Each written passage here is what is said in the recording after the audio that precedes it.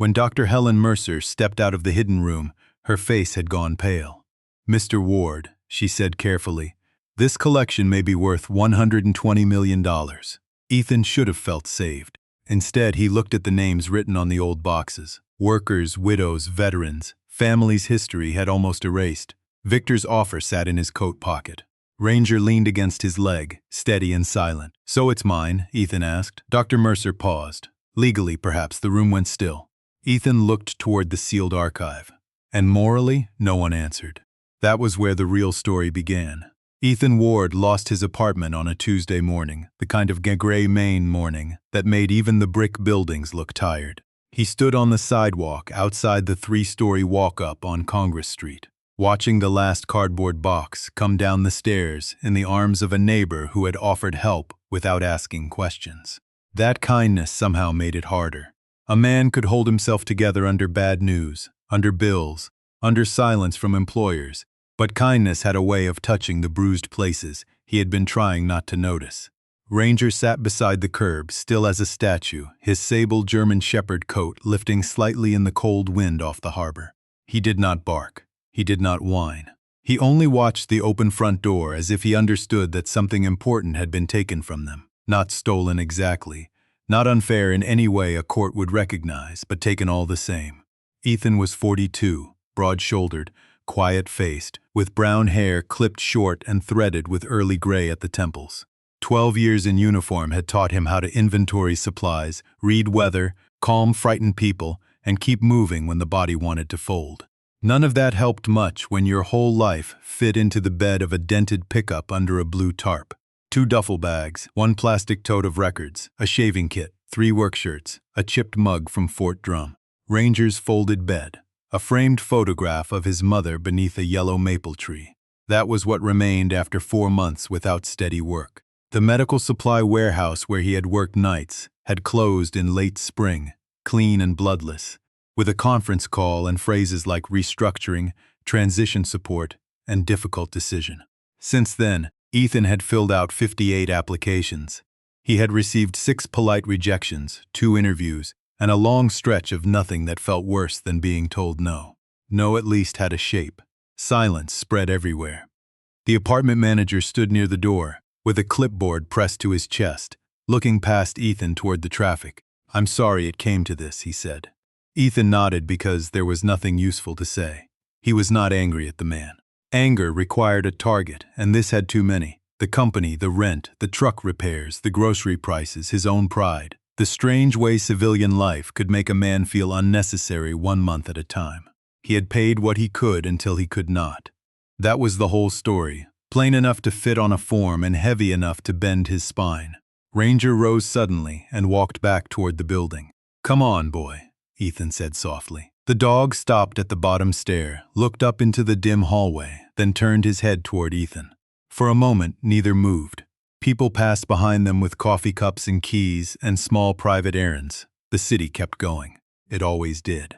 Ethan felt the old familiar discipline rise in him. Load the truck, check the straps, start the engine. Do not stand still long enough for the truth to settle. Stillness was dangerous. Stillness gave grief a chair and invited it to stay. But Ranger would not leave yet. He came back slowly, pressed his muzzle into Ethan's open palm, and held it there. Not begging, not asking, just anchoring him. Ethan closed his fingers around the warm fur at the side of the dog's neck and looked once more at the 3rd-floor window where his lamp used to glow on winter evenings.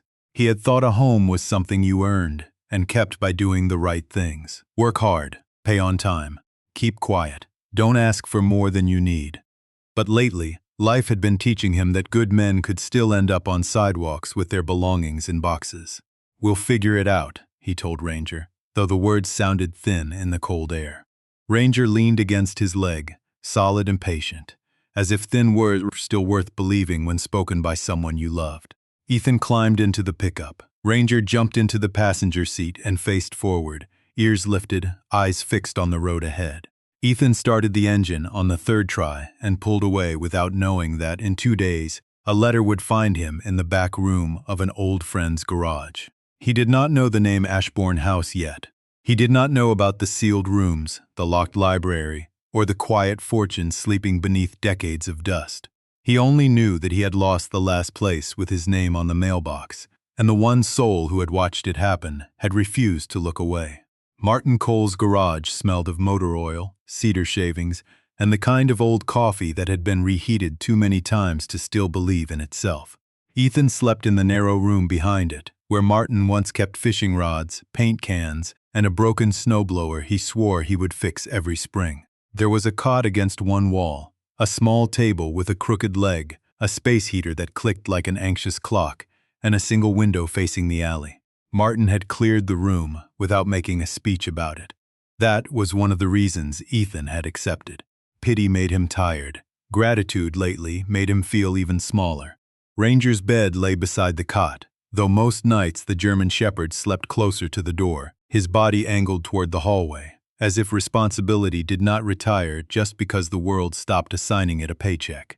Martin had served with Ethan years earlier, not in the same unit exactly, but close enough to understand the strange language of men who measured affection by what they did not force each other to say.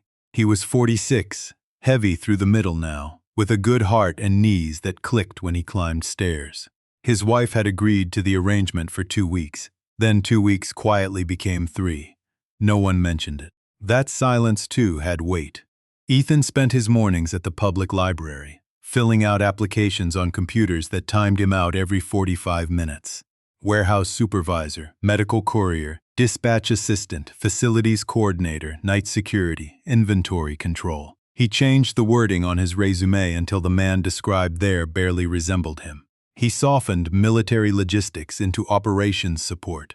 He turned field emergency response into supply chain coordination. He removed anything that sounded too intense, too old, too difficult to explain.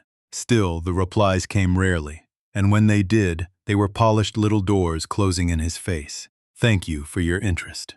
We have decided to move forward with candidates whose experience more closely matches our needs. Ethan read that line so many times it began to feel personal, as if the world had needs, and he was not one of them. In the afternoons, he walked Ranger along the back streets of Portland, past brick warehouses turned into restaurants he could not afford, past young professionals laughing into phones, past men his age in pressed coats, carrying briefcases and purpose. Ranger moved slowly because of the old hip injury, but with dignity, never dragging, never complaining. Sometimes people stopped to admire him. Beautiful dog, they would say. Ethan always answered, he knows. Ranger would glance up, solemn and unimpressed, and for a second Ethan could almost smile. But evenings were harder. Martin's house was warm, lived in, full of small sounds Ethan did not own. Dishes in the sink, a television murmuring, someone laughing in another room, the dryer turning. Ethan stayed in the garage room because he did not want to occupy more space than he already had. He ate sandwiches over the little table, opened job sites on his phone, closed them, opened them again. Some nights he took out the photograph of his mother and set it beside the lamp. She had been gone 6 years, but he still heard her voice when he was tired. Don't confuse being worn down with being worthless. He tried not to. He really did. Yet there were hours, usually after midnight, when the room narrowed around him and the old discipline failed. He would sit on the cot with his boots still on, elbows on knees, staring at nothing, not crying, not praying, just emptied out. That was when Ranger always came. The dog would rise from the door without a sound, cross the room, and rest his large head on Ethan's thigh. The weight was warm, deliberate, undeniable. Ethan would place one hand between Ranger's ears and breathe, because the dog seemed to expect it of him. "You still think I'm in charge, huh?" he whispered one night. Ranger's tail moved once against the floor. Ethan looked around the small room, at the boxes stacked in the corner, at the duffel bags he had not bothered to unpack, at the borrowed walls holding his borrowed life, and felt the quiet shame of a man who had survived distant storms only to be undone by rent and silence. He did not want riches. He did not want applause. He wanted a door he could close without feeling temporary on the other side of it. He wanted work that used his hands and his mind. He wanted to wake without apologizing to the world for still needing something from it.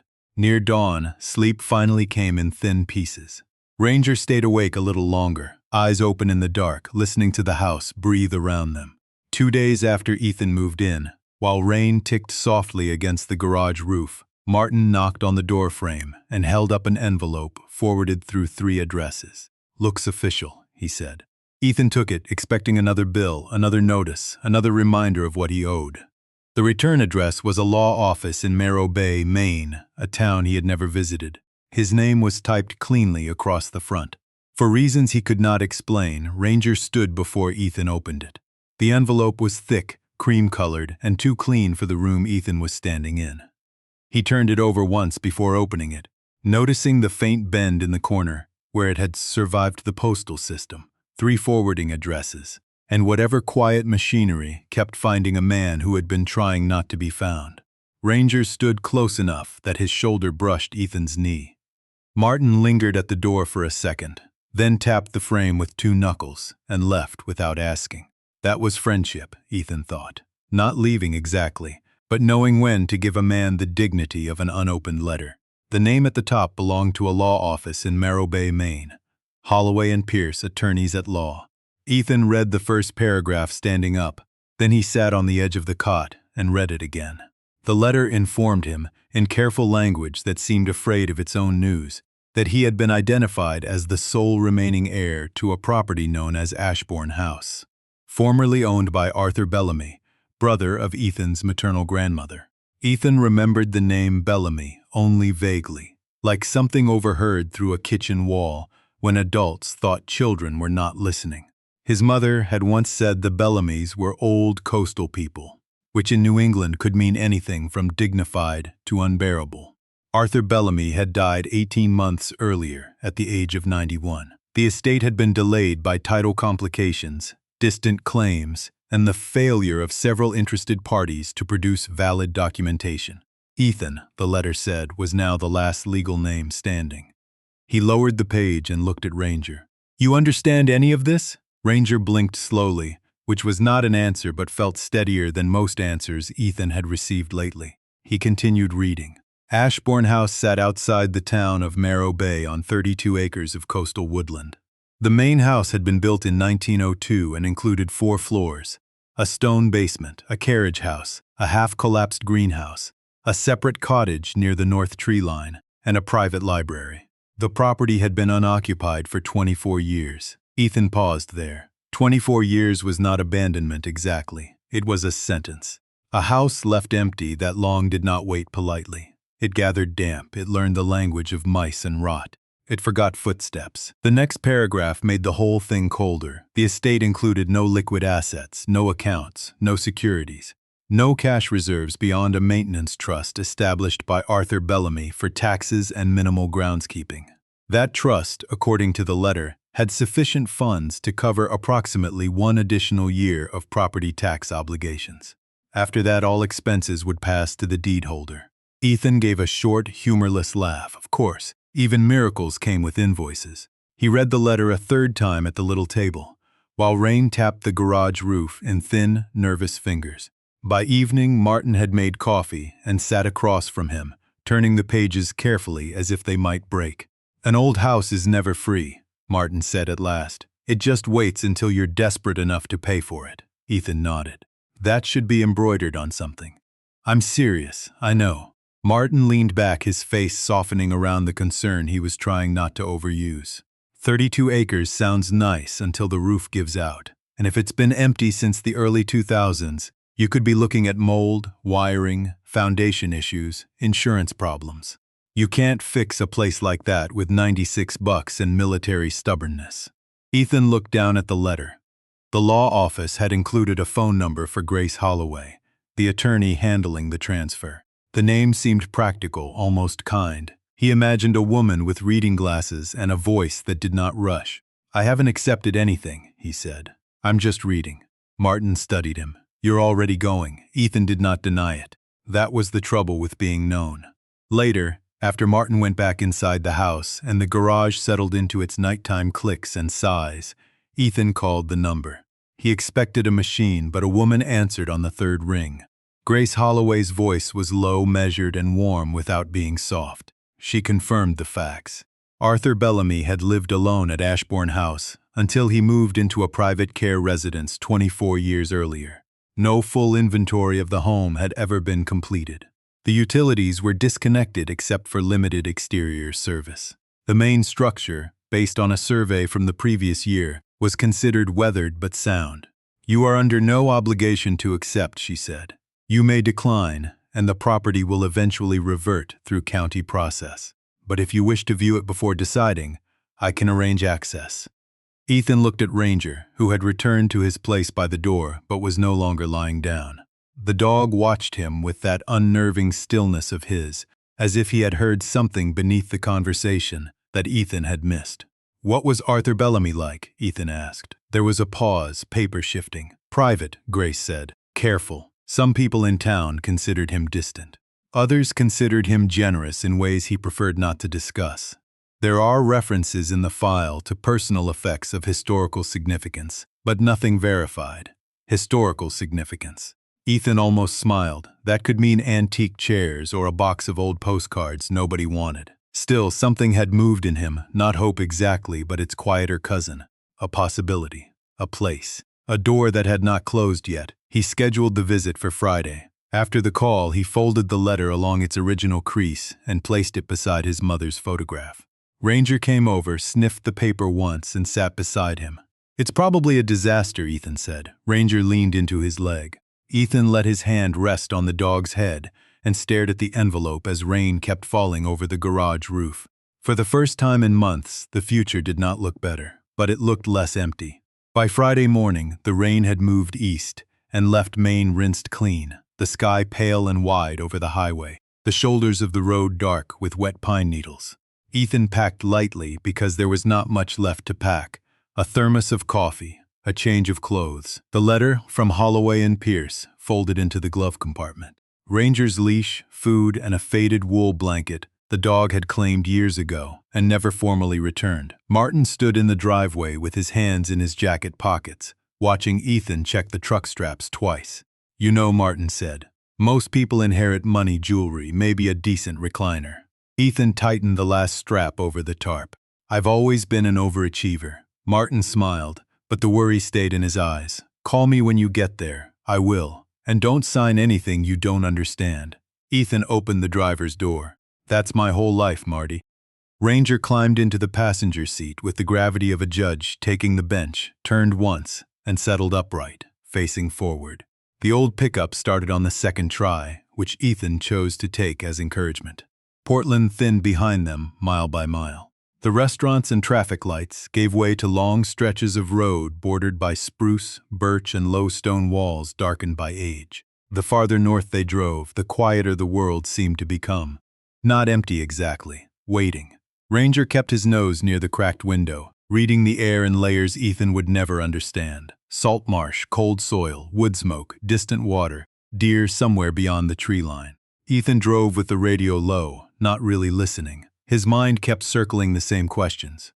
What did a man do with a house he could not afford? What did it mean to inherit something from a family he barely knew? Was accepting a place the same as belonging to it? By late morning, the road dipped toward the coast. Fog began to gather in the low places, drifting between the pines and across the blacktop like breath from something sleeping underground. A weathered sign appeared at the edge of town. "Welcome to Merrow Bay, established 1798. The letters were chipped, the paint blue once and tired now. The town itself seemed to lean toward the harbor. Narrow streets, old clapboard houses, a church steeple wearing gulls, a diner with steamed windows, closed storefronts with sun-faded awnings and hand-lettered signs promising antiques, bait, hardware, coffee. Ethan slowed without meaning to. He had passed through dozens of towns like this in his life. Places that looked as if they had survived by learning not to expect too much. Holloway and Pierce occupied the second floor, above a marine supply shop that smelled of rope and varnish. Grace Holloway met him at the top of the stairs before he had time to knock. She was in her early 60s, tall, silver-haired, dressed in a charcoal cardigan and sensible shoes, with the calm posture of someone who had spent a lifetime helping people stand in rooms where news changed shape. She shook Ethan's hand with both of hers. "Mr. Ward, Ethan is fine." Her gaze moved to Ranger, who stood beside him with quiet attention.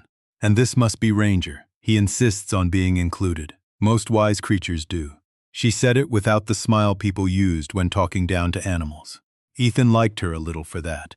The paperwork took less than an hour because Ethan was not signing ownership yet, only access and viewing forms. Grace explained boundaries, liabilities, survey notes, and the maintenance trust in language that did not feel designed to trap him. Then she took a large brass key from a drawer and placed it on the desk between them. It looked too heavy for modern life. Arthur Bellamy kept the house sealed after he left, she said. No one has conducted a full inventory. A caretaker checks the grounds twice a month, but he does not enter the main structure beyond the vestibule. Why not? Grace looked toward the window, where fog pressed lightly against the glass. Arthur was particular. Ashbourne House sat 15 minutes outside town, past the harbor road, beyond a cemetery on a hill, and down a private lane hemmed in by black spruce and winter-bare maples. The first view of it came suddenly: stone walls, high windows, a steep slate roof dark with moss, ivy clinging in dry brown ropes. Not ruined, not welcoming. Simply there, large and silent, like an old witness who had spent too long holding its tongue. Ethan parked near the front steps.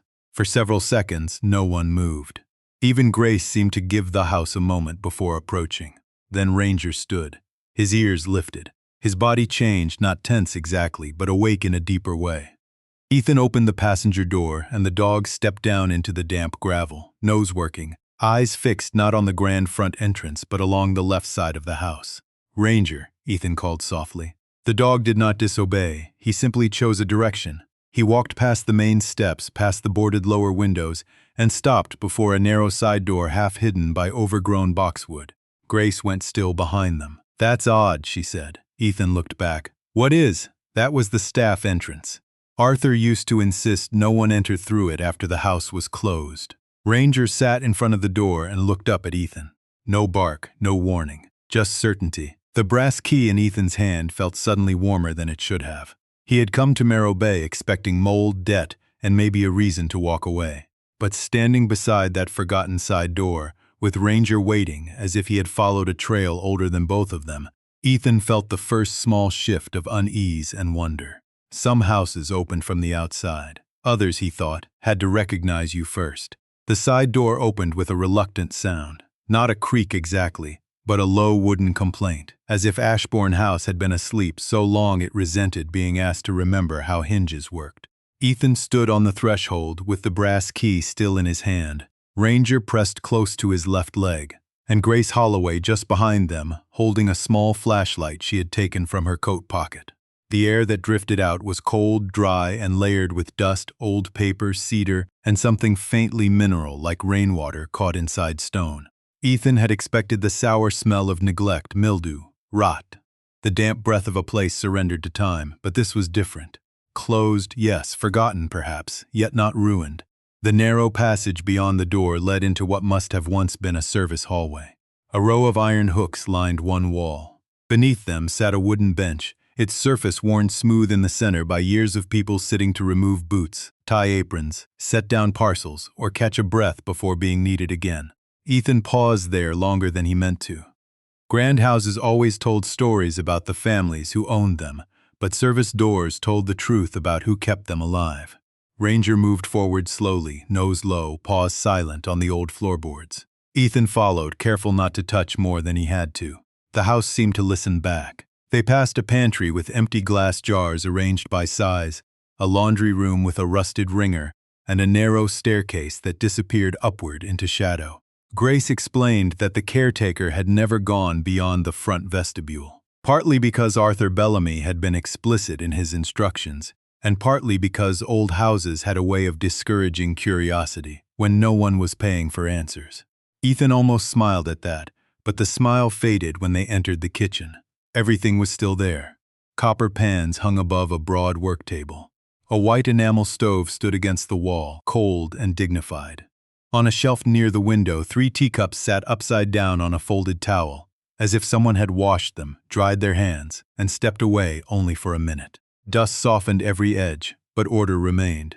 Not the order of display, the order of departure. Ethan thought of his own apartment stripped down to boxes and empty nail holes, and felt a strange ache at seeing a place abandoned so carefully. Ranger stopped at the far end of the kitchen before a swinging door. His ears lifted. Ethan pushed it open and found the main hall. Light entered through tall windows filmed with grime, falling in pale columns across a black and white marble floor. A staircase rose in a long curve to the second floor.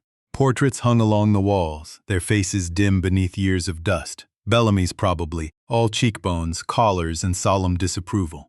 But what drew Ethan's eye was not the grandeur. It was the silence between things. No vandalism, no broken glass, no signs of trespass. Ashbourne House had not been emptied by thieves or weather. It had been sealed like a letter. Grace handed Ethan a ring of smaller keys. These were in Arthur's file. Not all are labeled. He turned them in his palm. Their metal was dark with age. Ranger had already crossed the hall to a low door beneath the staircase. He sat before it, glanced once at Ethan, then at the handle. "You're getting pushy," Ethan murmured. The dog's tail shifted once against the marble. The first 2 keys did not fit. The third turned. Behind the door, a set of stone steps led down into darkness. Grace drew in a quiet breath. "That isn't on the floor plan." Ethan felt the old field habit return, not fear, but attention, the kind that made the world sharpen at the edges. "Stay behind me," he said, then immediately felt foolish because there was no danger here, only a basement in a dead man's house. Still, Grace did not argue. Ranger descended first, steady despite his hip, pausing every few steps to make sure Ethan followed. The air cooled as they went down. At the bottom was a corridor with brick walls and a concrete floor, cleaner than it should have been. On the left stood shelves stacked with wooden crates. On the right, metal cabinets, each labeled in careful handwriting, names, dates, locations. Ethan ran the flashlight beam over them slowly. Marrow Bay Shipyard, 1931. Bellamy Household Payroll, 1948. Price Samuel, Cottage Records. Coastal Families Correspondence, 1962-1979. Wrapped canvases leaned against the far wall, each covered in linen and tied with cotton tape. Grace said nothing for a long moment. Ethan understood why. This was not storage, this was memory, sorted and waiting. On a central table lay a leather-bound notebook. No dust covered it, protected beneath a glass weight. Ethan opened it carefully. The handwriting inside was thin but controlled. Arthur Bellamy had written on the first page, "Some things are not owned. They are only kept safe until the right hands come." Ethan read the sentence twice. Ranger stood beside the table, looking not at the crates but at Ethan, as if the dog had brought him not to treasure, but to a question. Upstairs, Ashbourne House held its breath. Ethan closed the notebook gently. He had arrived expecting a burden. Now, in the cool underground quiet, he began to suspect the burden had a voice. And for reasons he did not yet understand, it had been waiting for him to hear it. News traveled through Marrow Bay the way fog traveled over the harbor, quietly at first, then everywhere. By the next morning, people Ethan had never met seemed to know his name, his truck, and at least 3 incorrect versions of his life. The waitress at the Harbor Spoon called him the army fellow who got the Bellamy place. Though Ethan had not corrected anyone about the branch of service, since breakfast was cheaper when conversations were short. The man at the gas station asked if he planned to tear the house down. A woman outside the post office said Arthur Bellamy had been a saint. Then another woman behind her said he had been a miser, and both looked equally certain. Ethan discovered that inheriting an old house in a small town did not make him rich. It made him public. He spent the morning walking the grounds with Grace and a local inspector named Paul Merritt, who had the resigned patience of a man paid to tell hopeful people expensive truths. The roof needed work. The east porch sagged. The greenhouse had lost half its glass. The electrical system belonged to another century and possibly another religion. The main structure, however, was sound. "She's stubborn," Paul said, knocking gently on a stone wall.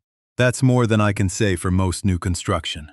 Ethan looked up at the high windows and wondered if stubbornness counted as a blessing when repairs cost money he did not have.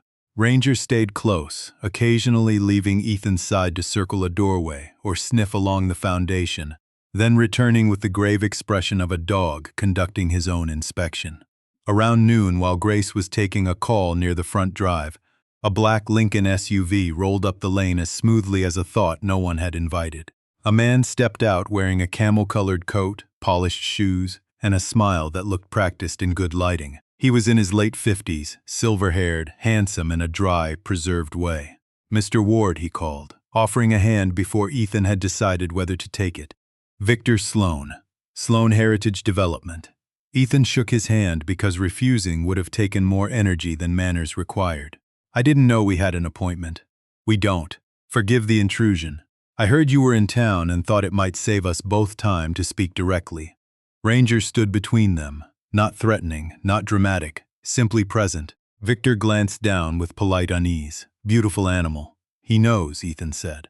Victor smiled as if unsure whether that had been a joke. He turned toward the house, lifting his chin in appreciation. Ashbourne is one of those properties people romanticize until they see the invoices. Magnificent bones, impossible upkeep. I've admired it for years. From the road, from a realistic distance. Victor laughed softly. Ethan did not. Grace ended her call and walked toward them, her expression cooling by a few degrees. Mr. Sloan, Grace, always a pleasure. It clearly was not. Victor reached into his coat and produced a folder. I'll be brief. My company would like to purchase the entire property as is. No contingencies regarding contents, no delays beyond title confirmation. $900,000 cash equivalent at closing. The number landed strangely. Not huge in the way movie money sounded huge, but enormous compared with Ethan's checking account, his borrowed room, the unpaid repair estimate folded in his jacket pocket. $900,000 could erase every immediate problem. It could buy a small house inland. It could fix the truck, pay debts, give him time to breathe. Victor seemed to know the exact moment the number entered Ethan's blood.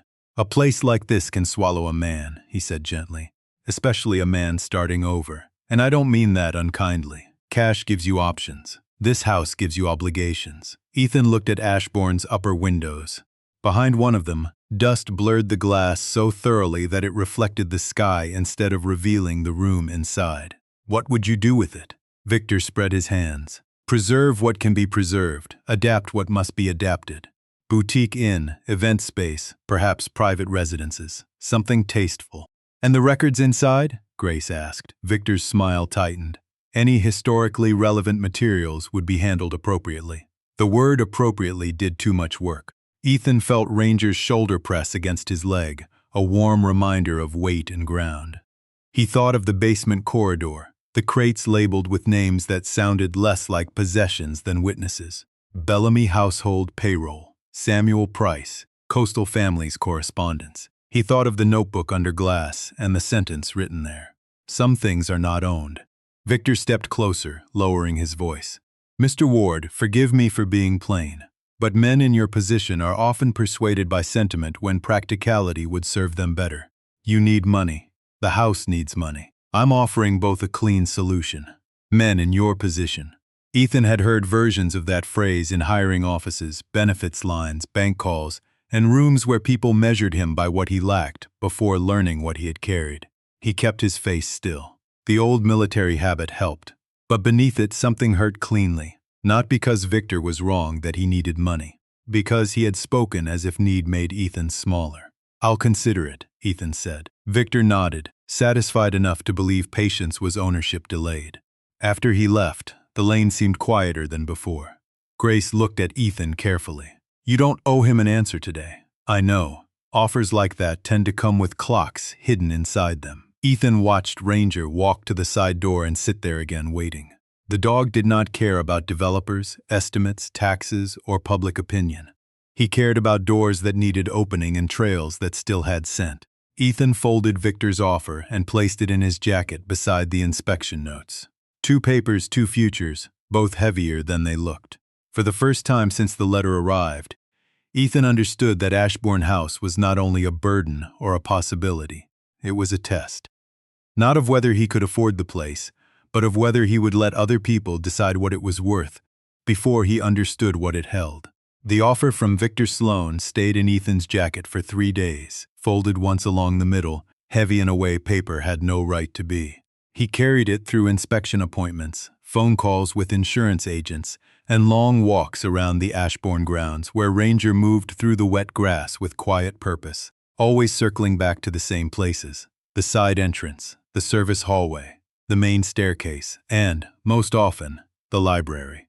The library sat at the rear of the house, facing the north woods. It was the kind of room built by people who believed knowledge should look expensive. 2 stories high, dark-paneled, with a balcony running along 3 walls and tall windows clouded by time. Books rose from floor to ceiling in patient ranks, their leather spines cracked, their gold lettering dulled but still proud. Dust softened everything. It lay on the reading chairs, the green-shaded lamps, the globe in the corner, the long table where someone had once left a magnifying glass beside a stack of unopened correspondence. Ethan had avoided touching the books at first. He was not afraid of ghosts, but he had always respected other people's systems, and this room felt like the inside of a mind that had not invited him in. Ranger had no such hesitation. On the 3rd afternoon, while Grace cataloged documents in the basement, and Ethan stood in the library doorway with a flashlight and a notebook, the German Shepherd walked straight to the west wall. He sniffed along the lower shelves, stopped beneath a row of maritime histories, and sat. Ethan waited. Ranger looked at him. "You've been promoted from dog to foreman," Ethan said. Ranger's ears lifted, unimpressed. Ethan crossed the room. The shelf seemed ordinary enough, except for one book that sat a fraction deeper than the others. Its title read Tides of the Eastern Seaboard. But when Ethan touched the spine, it did not feel like leather. It felt like painted wood. He pulled gently. Something clicked inside the wall. The sound was small, clean, and final. Behind the shelf, a seam appeared where there had been none. Ethan stepped back, his pulse suddenly loud in his ears. "Grace," he called, trying to keep his voice steady. By the time she arrived, the hidden panel had opened 2 inches, releasing a breath of colder air. Together, they pushed it inward. Beyond lay a narrow room, windowless, lined with metal racks and cedar cabinets. Unlike the rest of the house, this chamber had been sealed well. No damp smell, no scattered dust. Everything rested in a controlled stillness, as if time had been asked to wait outside. Wrapped canvases stood upright in custom slots, flat files filled one wall. Glass cases held letters, photographs, watches, fountain pens, hand-drawn maps, and small carved objects tagged with careful labels. In the center stood a table covered in ledgers. Ethan did not speak. Grace covered her mouth with one hand. Not dramatically. Just enough to stop whatever breath had tried to leave her. "This is why Arthur wouldn't allow an inventory," she said quietly. "Or why he wanted the right one." They called Dr. Helen Mercer from Boston that evening. She arrived the next morning in a navy coat with rain on the shoulders, carrying 2 cases, 3 pairs of glasses, and the brisk gentleness of a woman who had spent her life walking into rooms where history was fragile. She did not make grand declarations. She examined, she photographed, she read labels, she asked for gloves. She grew quieter with each cabinet. By sunset, her professional calm had developed a visible crack. "Mr. Ward," she said, standing before a wrapped canvas she had only partly uncovered, "this is not a collection. It is an archive, a serious one." Over the next week, specialists came and went from Ashbourne House, art historians, paper conservators, appraisers, a representative from a maritime museum, a provenance researcher with silver hair and muddy boots, who seemed more interested in handwritten receipts than paintings. Ethan watched them move through the rooms with reverence and alarm. He learned new words: attribution, condition report, chain of custody, cultural value, restricted sale. He learned that several paintings appeared to be lost works by early 20th century American artists. He learned that the shipyard photographs documented laborers whose histories had never been formally preserved. He learned that the letters in the glass cases tied Morro Bay to larger American stories of migration, industry, hardship, pride, and survival. One afternoon, Dr. Mercer sat with Ethan at the library table, her notes spread before her. Ranger lay at Ethan's feet, asleep but listening in the mysterious way dogs do. "A cautious preliminary estimate," she said, "if everything is authenticated, would be around $120 million. Ethan looked at her for a long time. The room did not change. The dust stayed dust. The windows stayed gray. Ranger exhaled softly beneath the table. "That can't be right," Ethan said. Dr. Mercer gave him a tired, sympathetic smile. "It may be conservative." He stood because sitting felt suddenly impossible. $120 million was not a number. It was weather. It moved through the room and altered the pressure. It made Victor's offer look not generous, but hungry. It made every cracked porch board and tax bill seem smaller, and every decision ahead much larger. Then Dr. Mercer's expression changed. "There is something else." Ethan turned back. "Some of these items can be sold without issue. Some belong in institutions. and some. She touched the edge of a ledger with one gloved finger. Some may have come into the Bellamy family through circumstances that deserve careful review. Ethan looked toward the hidden room, where labels bore names he did not know. Families, workers, widows, veterans. People whose lives had passed through Arthur Bellamy's hands and into cedar cabinets. The fortune had not solved the mystery. It had deepened it. Ranger woke, rose slowly, and came to stand beside him. Ethan rested one hand on the dog's head, feeling the warmth beneath the fur. The house had finally spoken. But it had not said, "You are rich." It had said, "Listen carefully." For 3 nights after Dr. Helen Mercer gave him the estimate, Ethan slept badly in the cottage at the edge of the Ashbourne grounds. Sleep came in scraps and left before dawn, chased away by numbers too large to understand and names too small to ignore. $120 million should have felt like rescue. It should have lifted the roof off his fear, paid every debt, silenced every polite rejection letter, and made the borrowed room behind Martin's garage a chapter he could finally close. Instead, the number sat beside him like a stranger at the table. Ranger seemed to sense the shift. The German shepherd followed Ethan from room to room, not anxious, not needy, but watchful, as if guarding him from a decision before Ethan knew he was making one. During the day, the experts continued their work. They wore cotton gloves and soft shoes, spoke in low voices, and moved through Ashbourne House with the care of people handling bones. At night, when they had gone back to town, and the house settled into its long wooden size, Ethan returned to the ledgers. That was where the money became human, not all at once, slowly. A painting listed beside a widow's name in 1933. A set of silver tools exchanged after a shipyard injury settlement. A handwritten note from a man named Samuel Price marked caretaker, veteran, groundskeeper, witness.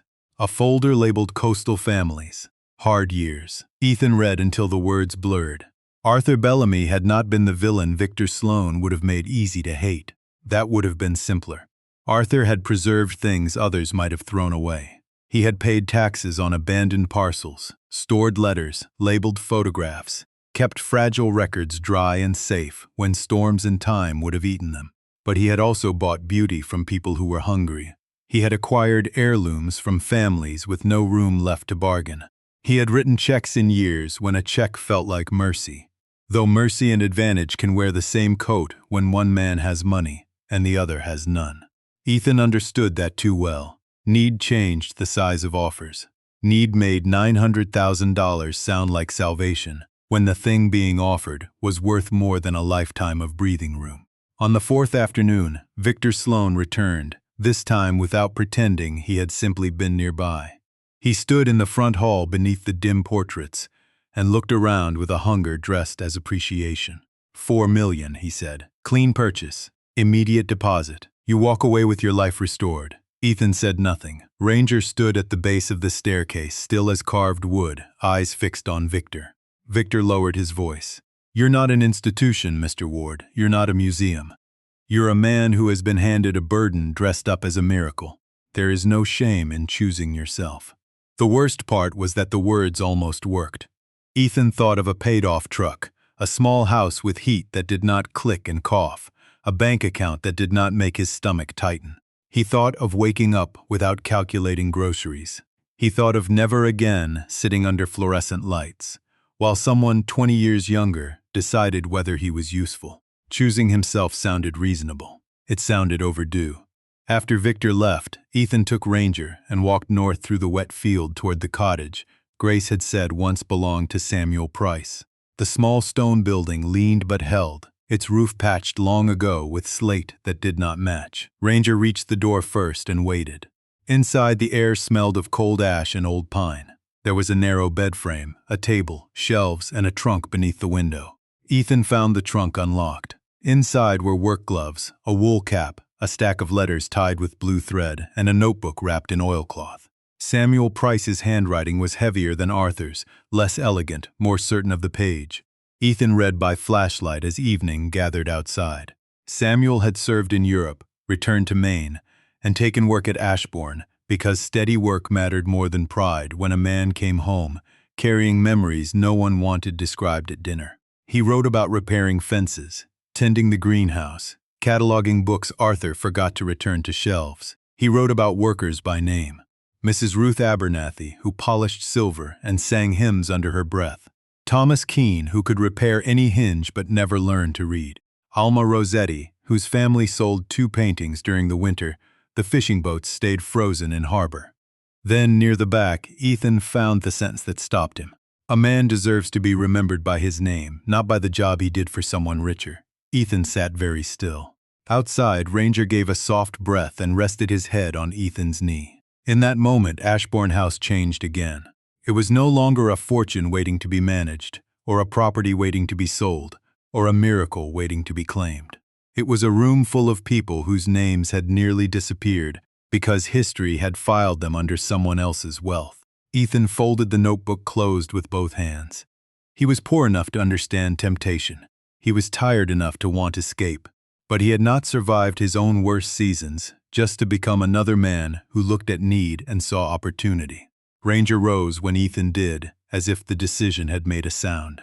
They walked back toward the Maine house under a darkening Maine sky, the windows of Ashbourne catching the last gray light. Ethan did not know yet how to do the right thing. He only knew he could no longer pretend the right thing was the same as the easy one. The morning Ethan made his decision, Morro Bay woke under a thin silver fog that blurred the harbor and softened the roofs of the old houses along Main Street. Ashbourne House stood above the North Road with its windows pale and watchful. No longer quite abandoned, not yet restored, caught between the life it had lost and the life Ethan was beginning to imagine for it. He had spent the night at the kitchen table with Samuel Price's notebook, Arthur Bellamy's ledgers, Grace Holloway's legal notes, and Dr. Mercer's preliminary reports spread around him like pieces of a map. Ranger slept beneath the table for most of it, though every so often he opened one eye, checked that Ethan was still there, and went back to guarding whatever quiet thing had settled in the room. By dawn, Ethan had written a list, not a business plan, not exactly, more like a promise with numbers attached. At 10 o'clock, he asked Grace to reserve the small meeting room at Morro Bay Town Hall. By noon, word had traveled faster than any official notice could. People came because small towns rarely resist a closed door with voices behind it. Grace sat beside Ethan with her hands folded over a folder. Dr. Helen Mercer arrived from Boston with 2 binders and no patience for speculation. Martin drove up from Portland in his work jacket, looking as if he had come ready to argue on Ethan's behalf with anyone who needed it. Victor Sloan came last, clean-shaven, smooth-coated, carrying himself with the patient confidence of a man who believed pressure was only another form of weather. Ethan stood at the front of the room with Ranger at his left side. He had worn his best shirt, the blue one with a frayed cuff, and polished his boots because his mother had believed hard news and good news both deserved clean shoes. When the murmurs quieted, Ethan looked at the faces before him. Shop owners, fishermen, retirees, the post office clerk, 2 members of the Historical Society, people who had called Arthur Bellamy generous, people who had called him cold, people who had already spent Ethan's inheritance in their imaginations. "I came here thinking Ashbourne House was either a burden or a way out," he began. His voice sounded rough to him, but it held. "Turns out it's neither. Or maybe it's both. What I know is this. That house is full of things that carry names. Some of those names are Bellamy. A lot of them aren't. No one moved. Even Victor's expression stayed politely unreadable." Ethan continued. "I've been offered $4 million to sell the property and its contents as a package. That would solve most of my problems. I won't pretend it wouldn't. I know what money can do when you don't have enough of it." He paused, feeling the old shame rise, then passed through him without finding a place to sit. "But I also know what it feels like to be looked at only through what you lack. I won't do that to the people in those records, Doctor." Mercer opened one binder and displayed copies of ledgers, photographs, letters, and labels. Ethan explained the decision plainly. Ashbourne House would not be sold to Sloan Heritage Development. The collection would be placed under a temporary preservation trust while provenance research continued. Items clearly tied to specific families would be returned when possible, or represented through shared custody agreements if preservation required it. Materials of public historical value would be digitized and made accessible. Certain works that Arthur had legally and ethically acquired could be sold through transparent channels to fund repairs, taxes, conservation, and staffing. The cottage at the north tree line would be restored first and dedicated to Samuel Price. The main house, if the plan survived the law, weather, and money, would become the Bellamy Price Center for Memory and Work. Part archive, part library, part community space, part veteran transition program. A woman in the second row whispered Samuel's name as if trying it in the present tense. An older man Ethan had seen at the gas station removed his cap. Martin stared at the table, blinking too often. Victor Sloan finally stood. "Mr. Ward, this is admirable," he said, making the words sound expensive and temporary. "But sentiment is not a funding model." Ethan nodded. "Neither is forgetting." A quiet moved through the room then, not applause, not yet, but something more useful. "Attention." Grace spoke next, explaining the legal structure. Dr. Mercer described grants, institutional partnerships, tax options, and the historical importance of preserving working people's records alongside fine art. The Historical Society president offered volunteers. The librarian offered scanning equipment.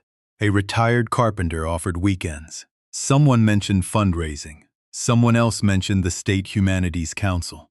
The meeting became less of an announcement and more of a beginning. Ethan said little after that. He had learned in uniform that good missions were not carried by one person's speech, but by many people accepting one clear purpose. Ranger, apparently satisfied, lay down beside his chair and sighed as if humans had finally caught up. Afterward, outside under clearing skies, Victor approached Ethan near the steps. "You may regret this," he said. Ethan looked toward the harbor, where fog was lifting off the water in slow white ribbons. "Probably some days." Victor studied him, then gave a small nod and walked away. Martin came up beside Ethan. "You just turned down $4 million. I noticed." "You okay?" Ethan rested his hand on Ranger's head. The dog leaned into him, steady as stone warmed by sun. Ethan thought of the garage room, the eviction notice, the third-floor window he had left behind. He was still broke. The roof still needed repair. The future still had teeth. But something in him had shifted from surviving to serving, and the difference felt like breath entering a room long sealed. "Not exactly," he said, "but I know what I'm doing next." 1 year later, Ashbourne House opened its doors on a Saturday morning, bright enough to make the old windows look almost young again. The slate roof had been repaired before winter. The east porch lifted and braced, the front steps reset stone by stone. The greenhouse still wore a few scars, but new glass caught the sun along its western side. And inside, volunteers had placed long tables where people could sit with coffee, old photographs, and stories that had waited too long for listeners. Ethan Ward stood near the main hall in a navy jacket that did not quite hide the frayed cuff of his shirt, watching strangers become careful inside the house. People lowered their voices when they entered, not because anyone had told them to, but because certain places ask for respect before they ask for admiration. Ranger lay beside the library doors, older in the muzzle now, silver touching the sable fur around his face, but his eyes remained clear and steady. A small brass plaque had been fixed to the wall above him, Ranger Ward, first guardian of the restored house.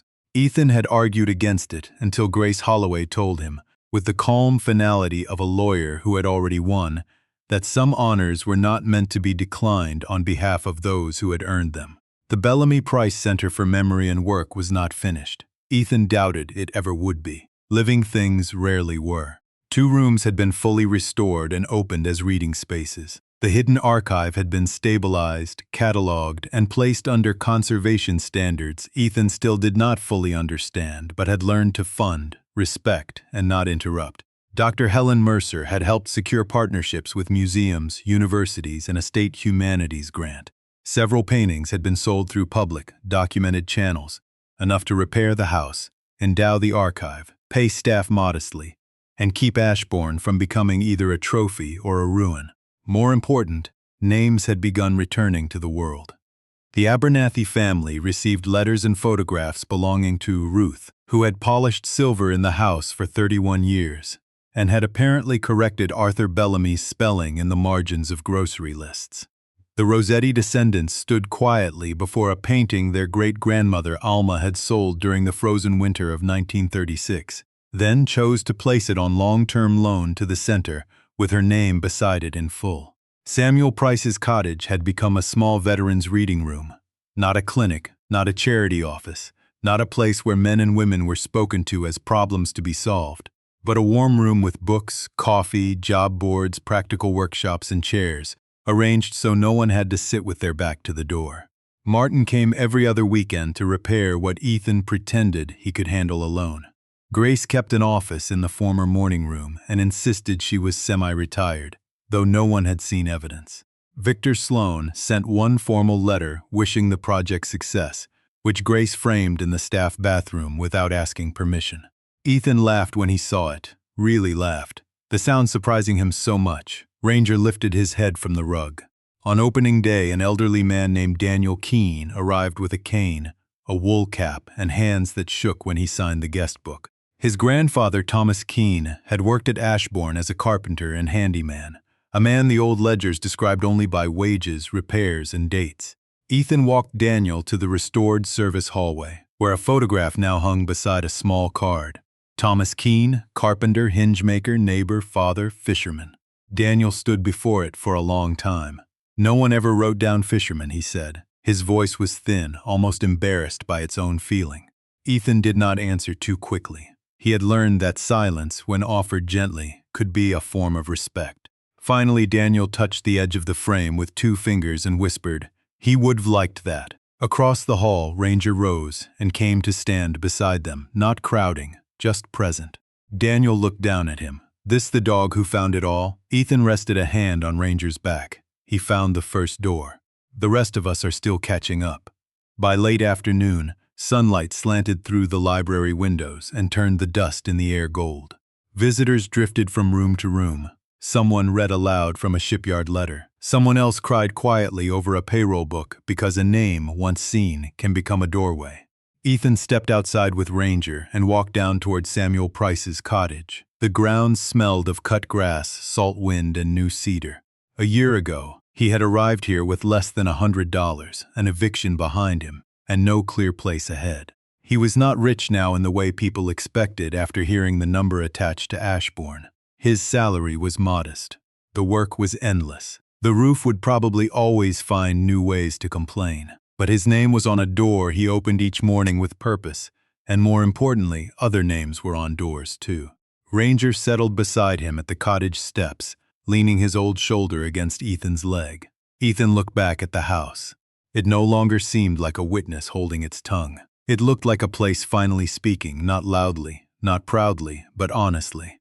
He thought of the morning he lost his apartment, of the curb, the blue tarp, the dog who had refused to look away. Back then, he had believed he needed a home because he had nowhere to go. Now he understood something quieter and harder won. A true home was not just a place that sheltered you. It was a place that taught you how to shelter others without making them feel small. Ethan bent and scratched behind Ranger's ear. "Good work, partner," he said. Ranger closed his eyes, accepting the words as if they had always been true. If this story touched you, give it a like, subscribe for more stories like this, and tell me in the comments which moment stayed with you the most. And before you go, let me know where you're watching from. I always love seeing how far a story can travel.